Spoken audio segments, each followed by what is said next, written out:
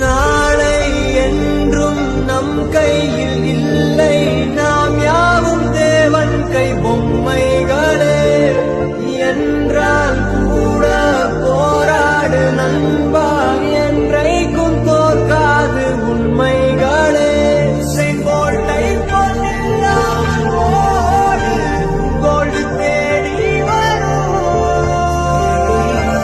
உங்கள் வாழ்வு. டேய் மச்சான், நான் யூடியூப்ல வீடியோ போட்டிருக்கேன், எப்படி இருக்குன்னு பார்த்து சொல்றா. பார்த்தேன், ஒரு வீடியோவும் நல்லா இல்ல. நீ எல்லாம் எதுக்குடா வீடியோ பண்ற? உன்னெல்லாம் யூடியூபர்னு சொல்றதுக்கே கேவலமா இருக்குடா.